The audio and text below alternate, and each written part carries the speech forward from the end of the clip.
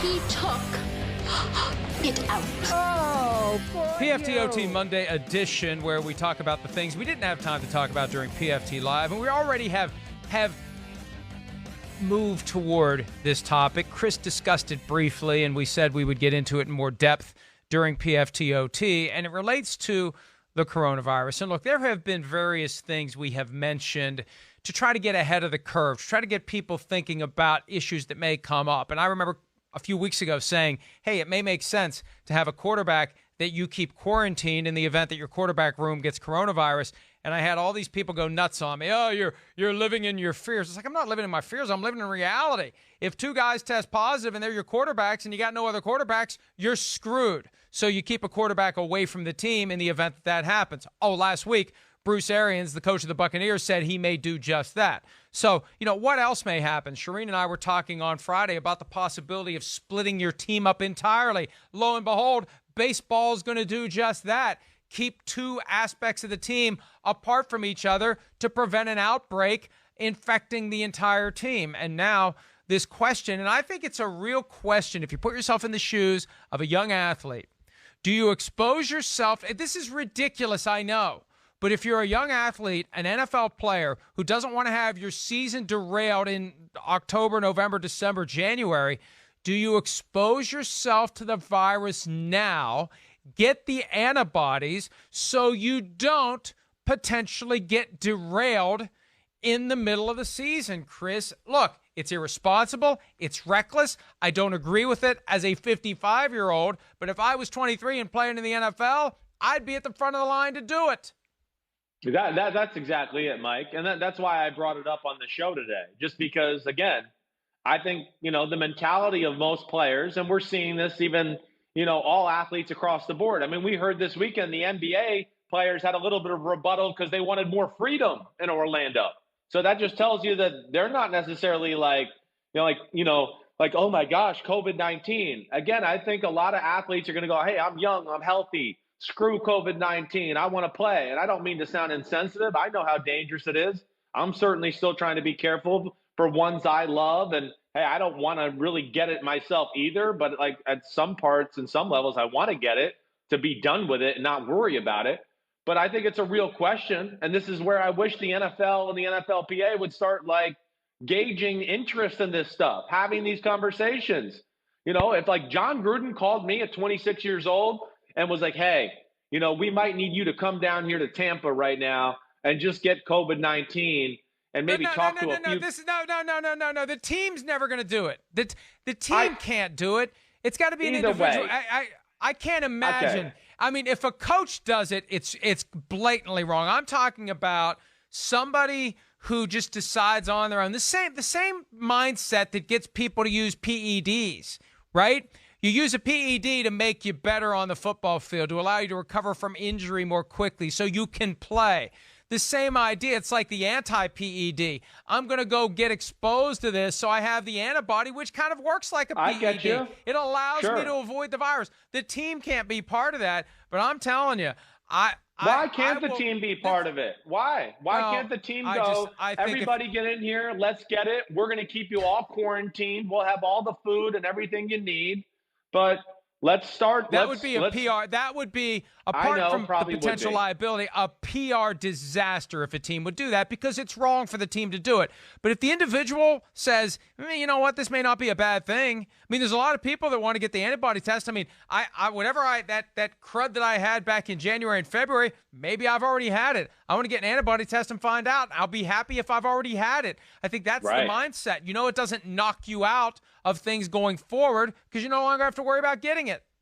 Right. No, I'm with you. I did get the antibody test, and it came back negative, and I was like really disappointed. I was upset because I was going, man, I was really sick in February. I was really hoping I had it, and then I wouldn't have to worry about it anymore, with my no spleen and all those issues, whatever it may be. But, Mike, back to the point, I think it is real.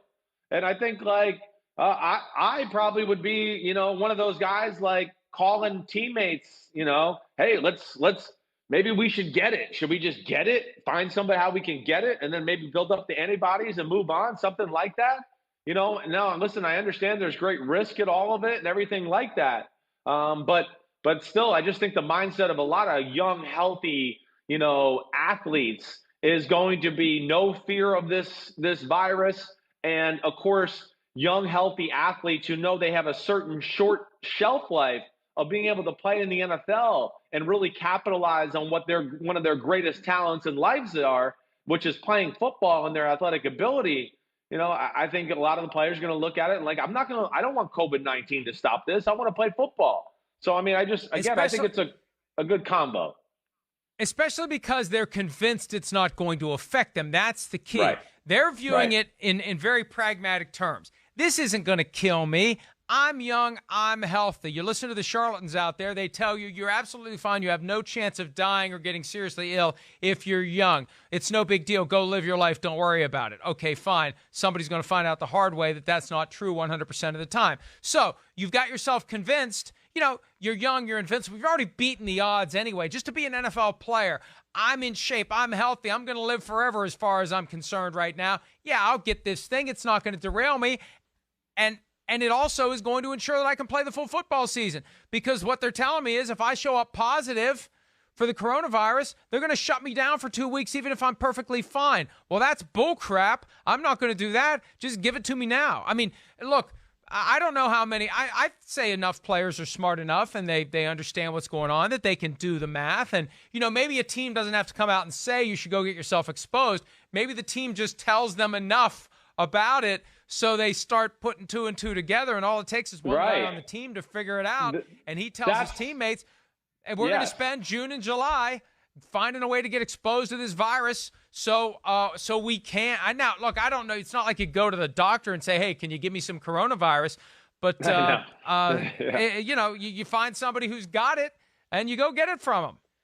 That's what I was kind of like going down that wormhole where you stopped me when I just said, like, hey, if John Gruden called me or something, like, hey, I need you to be the guy that, kind of leads the charge here. Start calling some of the guys on the team, see if he can get this done or whatever it may be. I'd be like, okay, coach, yep, I'll make some calls. Let's see if we can make this happen. I would be. But you're right. I mean, I know the organizations are not going to want to get involved in this or do this, but it's only going to take one ringleader, and maybe you're right. Maybe just you send out some of the right signals from the coaching staff or the organization to some of the right guys to where they rally the troops and get it done. I don't know. Again, these are things that I think the NFL, the NFLPA, they really need to think about, let alone they just maybe take a vote on who really cares about the virus itself anyways, like I've been talking about, Mike. Separate issue.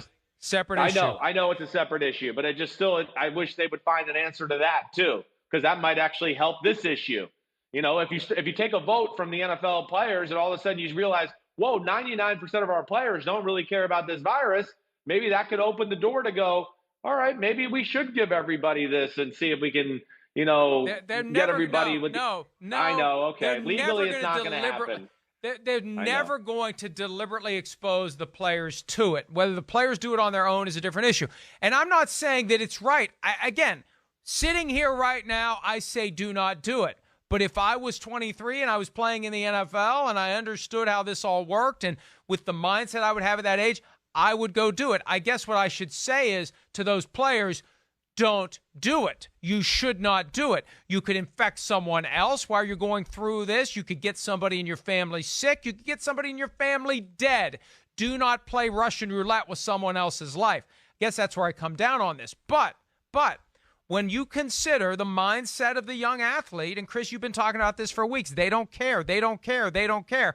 All right, fine. I'm not worried about this disease. Give it to me now so I don't have to worry about it screwing up my football season. I think guys are going to think that. But I think it's important for both of us to say, do not do this. And maybe the teams, instead of encouraging it with a little wink or a nod, maybe the teams and maybe the league need to be engaged in efforts to make sure it doesn't happen. I don't know what you do to police it, but I think that at a minimum, now, and that's the problem. By telling them not to do it, then you're introducing the idea into their head. The idea may not already be there. Look, this isn't an easy issue. My point is, don't do it.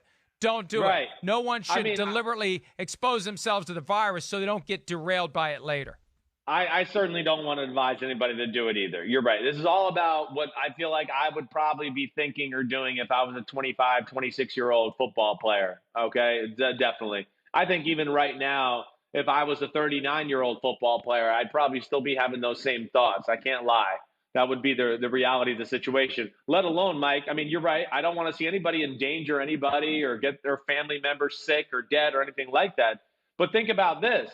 How did some of the players on the Broncos feel right now who they talk to Von Miller and they go, whoa, he seems fine. Everything's good. Damn. And he doesn't even have to worry about this thing anymore. He's good in training camp. He can just go. He doesn't have to worry about anything derailing his season or whatever that may be.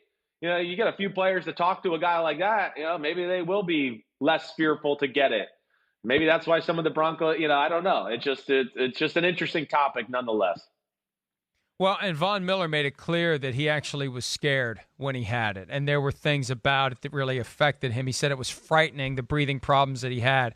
So maybe in Denver, you got a guy there saying, maybe it's come up in conversation, and it's not like they're in a locker room to talk about it, but maybe they're saying, hey, I should just go get this so I don't have to worry about testing positive and missing 3 weeks of the season. You'd have Von Miller saying, no, you don't want it. You don't want it. That was the most frightening part, he said. Going to sleep knowing my oxygen level could drop and I could wake up and have to go to the hospital. So, look, now, again, just so we're clear, there will be players who are tempted to do this. Hopefully they'll have no idea how to go about doing it. Hopefully they won't do it. They should not do it. But I think it's realistic for us to say there's going to be a temptation to do it, and there may be some who actually do, even though we disagree with them doing it. I think we've made our point clear. Yes, but we're trying to give people an understanding of what really goes on.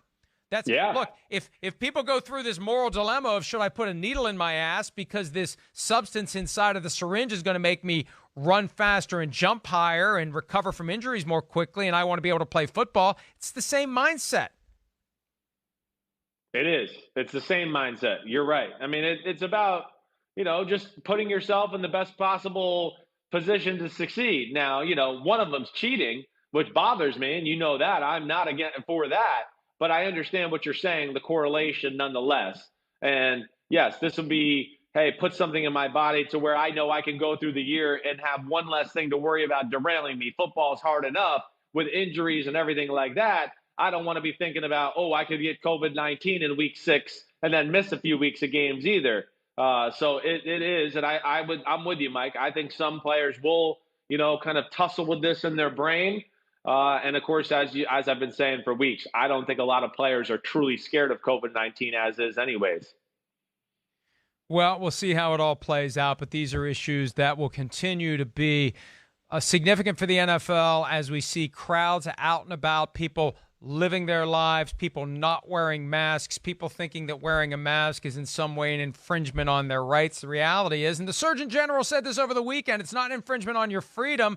Wearing the mask ensures that you'll be able to exercise your freedoms because you'll be able to leave your house, because we won't be back in a lockdown if people wear the damn mask when they leave the house. I mean, I'll tell you what, somebody's going to catch me on the wrong day and give me a dirty look when I'm wearing a mask. And, if I wasn't 55, I might punch them in the face. And if I wasn't concerned about being sued or going to jail, I might punch them in the face. Yeah, listen, Mike, I hear you. I'll say this, up here in this area, since I think we got hit so hard because of New York City, a lot of people are still, being very careful and smart by wearing the mask and listening to the professionals. But yeah, every now and then I got to go into a store or do something. I'm wearing my mask, and you see that person who walks in real quick without a mask. You just go, and they do. They look at you weird. You go, you're a jerk. You don't care about yourself, anybody else in society. I'm not wearing the mask because I'm worried about me. I'm doing it out of respect of other people and other people who might be endangered if they do get the sickness. I'm at a point where, like I said, I'm almost like welcome it so I could stop stressing about it. But I don't understand that part of the society right now who's like looking at you like you're weird. No, you're weird for not wearing the mask. And we're seeing people die in all the states that have loosened the guidelines. We're seeing numbers go through the roof again. So it's getting scary. So, we just got to be smart. And I think some of us are not necessarily being smart all the time. I try my best when I see someone at the store not wearing a mask to not make a face, right? I've tried. Look, you're not going to wear that. It's not. I can't make you. You're not going to wear a mask. I'm not going to say anything to anybody. I'm not going to start anything. But don't give me a dirty look because I'm wearing the mask. Don't give me the dirty look because I'm doing the right thing. You're the butthole for not wearing the mask. You're the one who's being insensitive. You're the one who's being selfish, and you're upset because I'm infringing on your ability to not care because I'm the reminder that you're doing something you shouldn't be doing. Don't give me a dirty look because I'm reminding you of something that you should be doing. How dare you remind them that they're a jerk? How dare you do that, Michael? You're a jerk for reminding them they're a jerk.